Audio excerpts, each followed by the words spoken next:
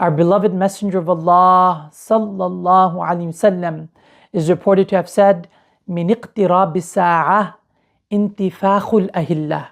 Towards the final hour, the new moons of the month, the crescents of the month are going to be bigger, more bloated. Hatta yural hilalu lilaylah. Our beloved Messenger says, sallallahu alaihi wasallam, so much so that the crescent of the first night is going to be seen, فَيُقَالُ لِلَيْلَتَيْنِ, but it's going to be said, oh no, this is the moon of the second day of this Islamic month. And we see this today. Our beloved Messenger is informing us, sallallahu alaihi wasallam, that from the trials of the end of times is that the ummah is going to be confused in determining the Islamic calendar. Our beloved Messenger gives us guidance in this regard. Sallallahu alaihi wasallam, it doesn't matter whether the moon looks bigger, because sometimes we see that those who follow the sunnah of looking for the moon, and if they're unable to see the moon, let's say the moon has been born, but atmospherically there are obstructions, the moon was not visible, hence we begin the Islamic month on the next day. But those who don't follow the sunnah of looking for the moon, they follow these preset calendars. On the next day they victoriously say, look, this is definitely the moon for the second day. But here our beloved Messenger is informing us, sallallahu alaihi wasallam, towards the end of times, the crescent of the first night, he says, sallallahu alaihi wasallam, will be bigger, will seem bigger, but nonetheless that is the crescent of the first night. The night, and this hadith is clarifying, as we covered in the two videos before, this hadith is further clarifying more than the evidences that we already discussed. The crescent, the moon, the month begins according to us seeing the crescent.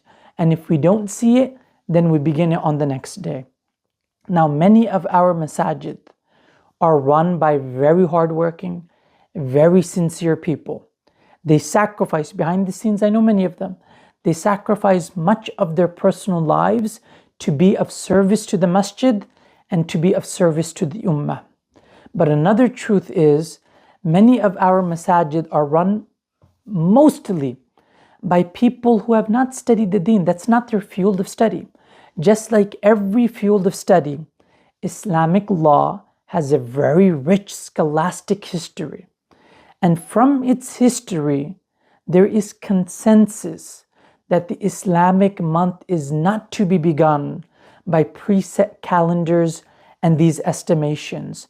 Now, the reason preset calendars has become pandemic in our masajid is because a lot of the people who are doing the decision making, they simply don't understand how Islamic evidences work, the hierarchy of evidences, where dispensations are allowed, and where, even though out of the sincerity of these people who are making these decisions, they're just trying to provide ease for the ummah.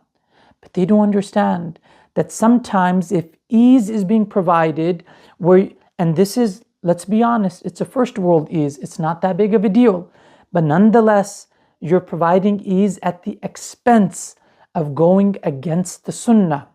There's no room for that. It's unacceptable. But nonetheless, at the very least, I think masajid can easily accommodate people who follow the sunnah of looking for the moon. It may be, for example, the Eid, according to preset calendars, falls on an earlier date, and those who are looking for the moon, they were unable to see the moon. They're doing Eid the next day. These people who are adhering to the sunnah position, I think as masajid, don't punish them for that. Instead of them scurrying around, trying to find a masjid where they could offer their Eid prayers, I think at the very least our masajid, early morning, there's not much going on in the masjid, keep the masjid doors open. So at the very least in their own local masjid, they can do their Eid prayers according to moon sighting. May Allah Azza wa Jal bless us all with tawfiq, remove our misunderstandings of the deen, and guide us in all of our affairs. For the sake of His beloved Messenger, sallallahu alayhi wa alihi wa sahbihi wasallam.